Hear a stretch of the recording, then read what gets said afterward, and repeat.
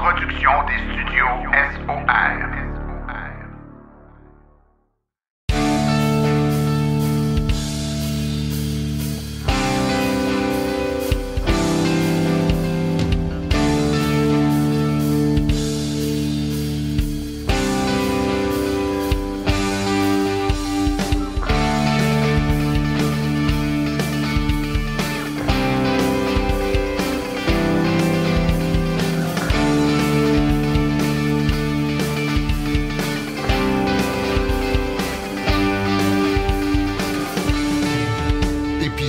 Hors série. Bon vendredi à tous. Mon nom est Daniel Melançon, fier ambassadeur de cette 4e édition du Salon du véhicule électrique de Montréal. C'est avec un grand plaisir qu'on vous accueille ici pour la toute première fois au Stade olympique parce que ça demeure l'événement le plus important du genre en Amérique du Nord. Alors, de vous savoir tous présents ici aujourd'hui, vous savez, ça marque un grand retour dans le présentiel. Alors, c'est une journée extrêmement importante, notamment pour Luc et toute l'organisation. Alors, merci pour votre présence. C'est une édition 2021 où on va présenter notamment, vous allez le voir au cours des prochaines minutes, plusieurs innovations en matière de véhicules électriques. Puis évidemment, je vous apprends rien que ça a été une année extrêmement difficile pour les promoteurs d'événements qui, depuis plus d'1 an et demi, ont dû stopper leur activité commerciale. Alors, votre présence aujourd'hui, la présence des exposants, évidemment la présence du public ce week-end, ça va être évidemment grandement apprécié. De ce fait, j'aimerais prendre un moment pour remercier et reconnaître justement l'effort et la confiance de nos exposants qui ont attendu toute une longue période volatile et on va le dire incertaine pour pouvoir y assister à notre salon annuel. Dans cette même lignée, un gros merci également à nos nouveaux exposants qui ont cru en nous en se joignant à ce premier salon grand public intérieur à reprendre ses activités au Canada. On va retrouver aujourd'hui et au cours de la fin de semaine beaucoup de primeurs et c'est ce qui rend l'événement particulièrement excitant. Je vous en cacherai pas. C'est une édition 2021 où on va entre autres voir parmi les nouveautés Porsche Taycan 4 Cross Turismo en première mondiale dans un salon grand public. Vous allez avoir également l'opportunité de voir de près la Polestar 2, la Audi Q4, le GT e-tron, de même que la Hyundai Ioniq 5, le Jeep 4XE, hybride rechargeable. On aura également l'opportunité de voir au cours des prochaines minutes le Chevrolet Bolt UEV, ainsi que le VUS ET5. On en a parlé avec les collègues du Guide de l'Auto notamment. C'est ce constructeur chinois qui va débarquer sur nos terres très prochainement. On parle du constructeur Imperium. Et puis on aura aussi le Kia Sorento PHEV. Toutes des nouveautés sur le marché canadien et québécois.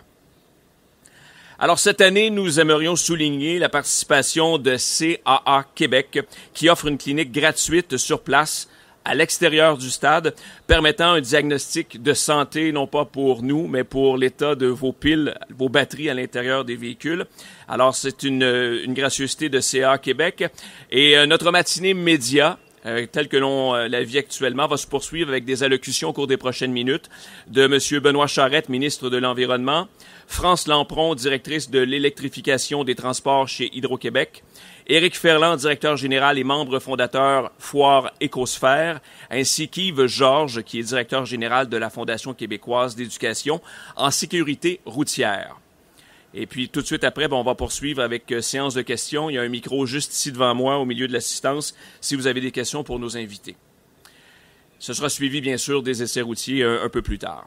Alors, sans plus tarder, j'inviterai à l'avant M. Benoît Charette, ministre de l'Environnement, à venir prendre la parole. M. Charette. Merci, M. Melançon. Luc, merci de nous recevoir, mesdames et messieurs. Un réel plaisir d'être avec vous ce matin. Vous savez, le gouvernement du Québec est un partenaire naturel du Salon du véhicule électrique de Montréal et bien content de voir ces activités en présence reprendre et content de vous voir ce matin. L'électrification des transports constitue une priorité pour le gouvernement du Québec. On le dit régulièrement, mais le secteur des transports représente 45% de nos émissions au niveau des gaz à effet de serre. Donc, c'est un secteur pour lequel on accorde une attention toute particulière. Donc, arrêter de consommer des énergies fossiles et se mettre à l'électricité pour se déplacer, c'est un volet crucial du plan d'électrification que nous avons présenté en novembre dernier, pour lequel on consacre des sommes colossales. Uniquement au niveau de l'électrification des transports, on parle de quelques milliards de dollars au cours des 5 prochaines années. Ça inclut naturellement le déplacement à travers des véhicules personnels, mais aussi l'électrification au niveau des transports collectifs. Et dans ce plan que nous avons dévoilé en novembre dernier, mais dont le plan de mise en œuvre entrait en vigueur le 1er avril dernier, on vise, et c'est là l'importance de salons comme celui d'aujourd'hui, à électrifier 1,5 million de véhicules sur nos routes d'ici 2030. 2030, c'est pour ainsi dire demain. Donc, on mise beaucoup sur la promotion qui est faite à travers des expositions comme celle d'aujourd'hui pour vanter les mérites grâce au travail de M. Melançon, grâce à la pédagogie qui est faite. Le réflexe est de plus en plus naturel de passer vers les véhicules électriques. Mais il faut continuer à passer le mot et démontrer à quel point les avantages sont nombreux. Autant l'achat, autant les économies qui en résultent, mais surtout une diminution considérable au niveau de nos émissions de gaz à effet de serre. Le mouvement est lancé au Québec définitivement. On est à plus de 120 000 véhicules électriques. On double essentiellement à chaque 2 ans, ce qui va nous permettre, on le souhaite, d'être 1,5 million d'ici 2030. Mais c'est aussi au Québec que la majorité des véhicules électriques se vendent au niveau du Canada. Donc, il y a réellement un leadership qui s'assume de façon tout à fait intéressante là, au niveau québécois. Et avec les véhicules électriques, je le mentionnais, la population du Québec a une occasion de participer à la lutte au changement climatique de façon notable. Vous allez voir et entendre parler beaucoup au cours des prochains mois, des prochaines années, de la filière électrique, de la filière batterie, avec comme partenaire naturellement Hydro-Québec, parce que l'on veut, oui, avoir de plus en plus de véhicules électriques naturellement sur nos routes, mais on veut aussi que le Québec puisse profiter pleinement là, de cette émergence et de ce potentiel au niveau économique en faisant en sorte que nos batteries soient aussi produites au Québec, que les minerais qui les composent soient extraits ici au Québec, donc développer une chaîne entière, non seulement pour la construction de la batterie. Vous allez nous entendre dès les prochaines semaines nous parler d'une nouvelle filière qui est la récupération des batteries des voitures électriques. Parce que oui, c'est une chose avoir de ces batteries, mais de ces voitures, mais les batteries dans ces véhicules-là, c'est un petit peu plus gros que les piles 3A. Donc, il faut savoir quoi en faire, il faut savoir comment les valoriser par la suite. Donc, c'est toute une chaîne qui est en train d'être mise en place pour s'assurer que la filière batterie soit éco-responsable de la construction de la batterie jusqu'à sa disposition et naturellement avec tous les bénéfices que ça comporte au niveau des émissions de gaz à effet de serre. Donc, je ne veux pas prendre trop de votre temps, mais déjà vous remercier pour votre implication à chacune et à chacun d'entre vous dans le cadre de ce salon. Et ce sera un plaisir pour moi de parcourir un petit peu les allées par la suite. Un gros merci et une belle journée à vous.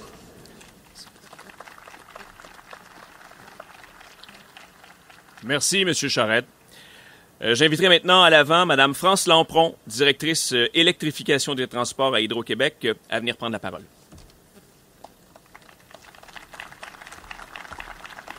Merci, M. Melançon.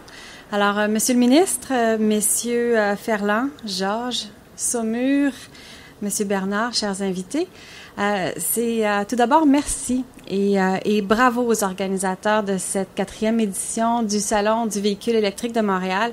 C'est vraiment un réel bonheur de pouvoir se retrouver ici en personne pour cet événement qui est devenu un incontournable dans l'industrie. Donc, j'ai le plaisir aujourd'hui de vous dévoiler la toute nouvelle campagne du circuit électrique, le plus important réseau de recherche publique au Québec. Donc, une campagne dont le message est « On s'en charge ». Donc, ce qu'on veut dire aux électromobilistes actuels et futurs, c'est qu'on s'occupe de vous, on s'occupe de tout et pour que vos déplacements électriques se déroulent en toute tranquillité d'esprit. La campagne qui est lancée aujourd'hui, vous allez la voir un peu partout dans le salon, va se décliner sur plusieurs axes.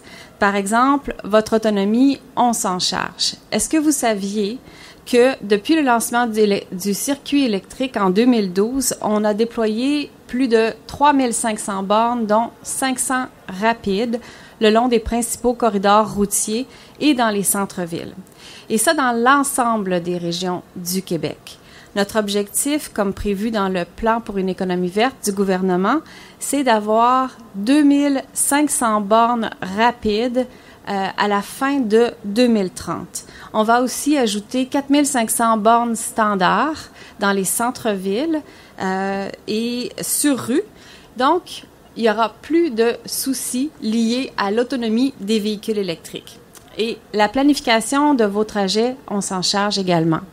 On entend souvent que se déplacer en véhicule électrique, ça nécessite un petit peu de planification pour savoir où se trouvent les bornes sur votre chemin. C'est pourquoi on a développé un planificateur de trajet qui est exclusif à l'application mobile du circuit électrique, qui est gratuite et qui est compatible avec Apple CarPlay et Android Auto.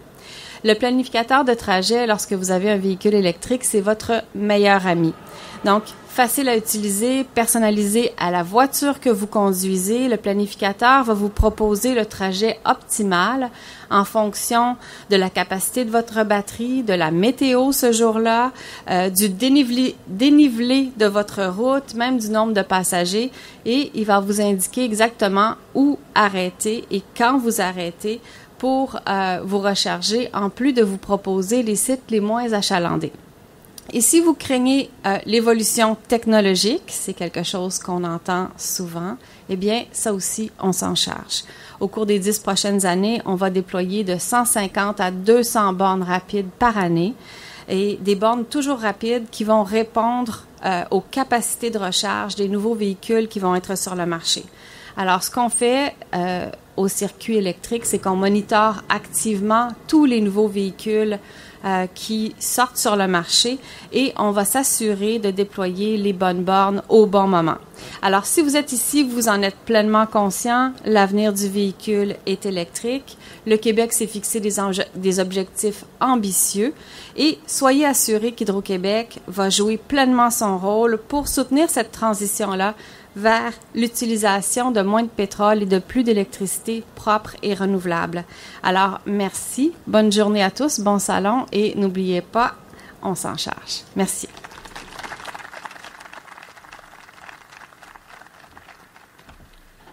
Merci beaucoup, Madame Lampron. J'inviterai maintenant à l'avant M. Éric Ferland, directeur général et membre fondateur, Foire Écosphère, à venir vous adresser la parole.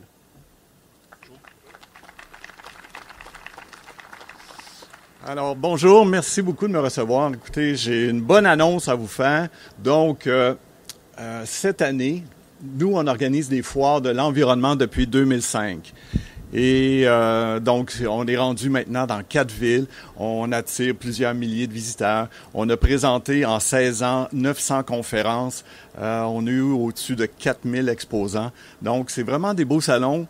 Et disons qu'avec la pandémie, je me suis mis à réfléchir et je me suis dit, qu'est-ce que je peux faire de différent maintenant pour Montréal, parce que ça fait longtemps qu'on avait la même formule.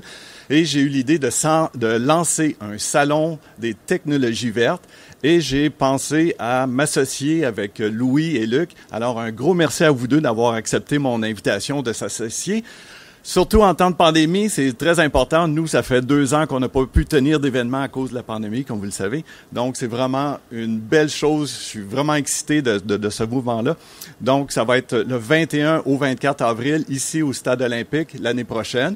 Et en plus de ça, on s'est associé avec l'organisme Le Jour de la Terre pour faire une foire virtuelle afin de diffuser les conférences, les meilleurs moments des 3 événements, donc du Salon du véhicule, du Jour de la Terre, parce que quand même, le Jour de la Terre font quelque chose d'assez important le 22 avril. Donc, il va y avoir des conférenciers de partout au Canada, peut-être même aux États-Unis. On espère le Brésil et la France aussi.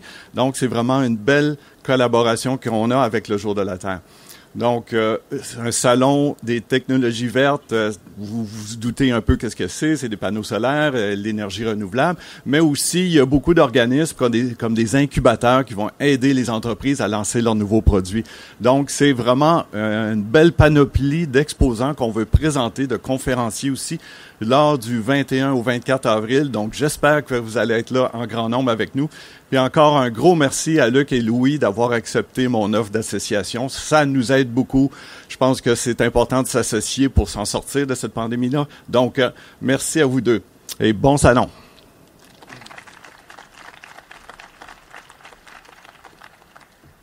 Merci, M. Ferland. Alors, comme dernier invité ce matin, j'aimerais vous présenter M. Yves Georges, directeur général de la Fondation québécoise d'éducation en sécurité routière, la FQESR. Monsieur Georges.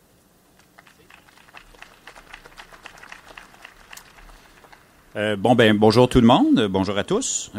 Premièrement, pourquoi la Fondation québécoise d'éducation en sécurité routière est-elle ici ce matin?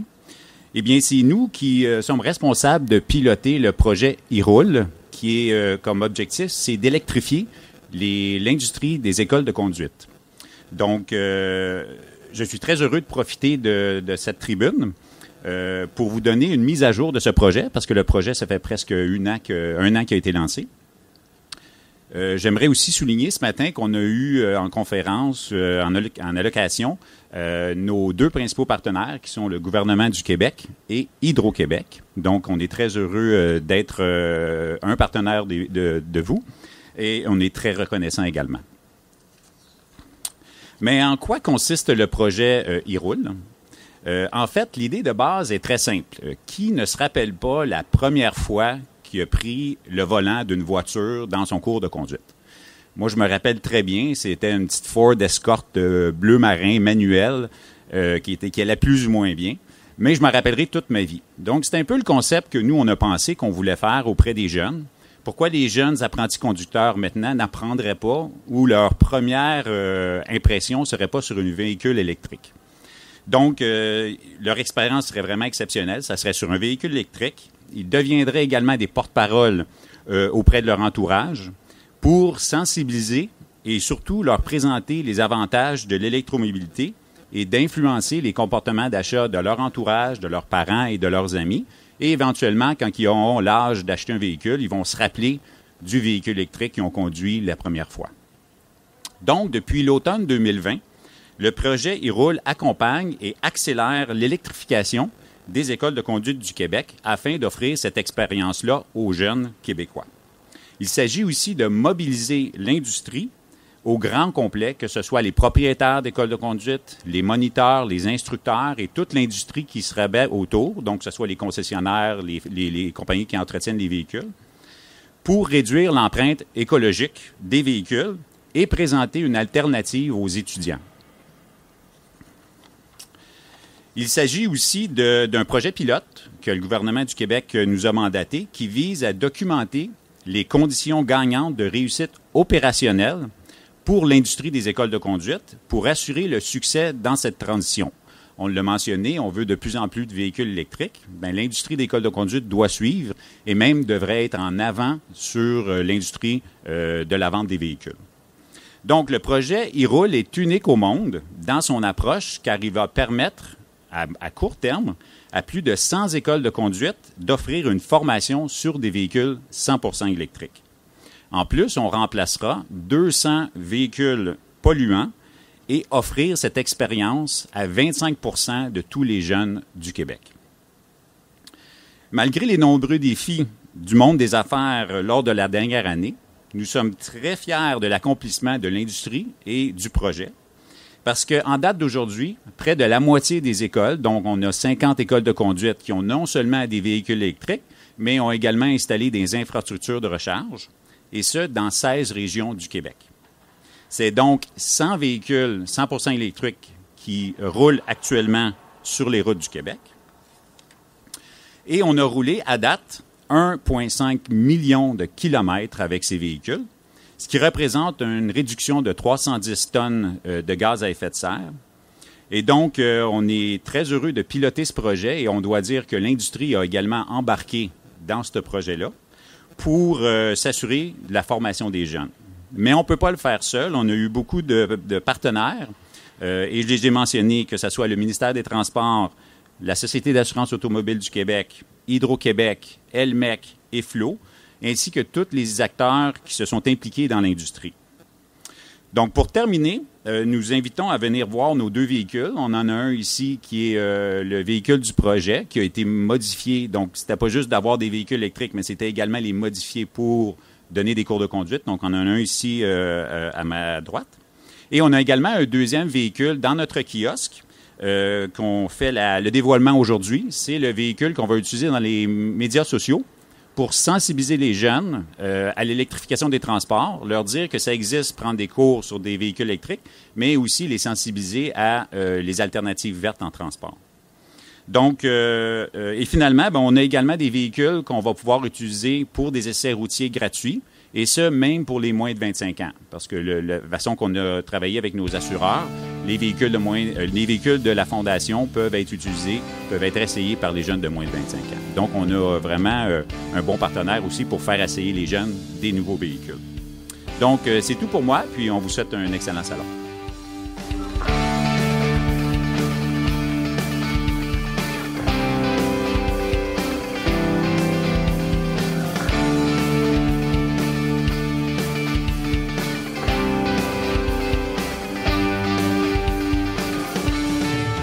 Épisode hors série.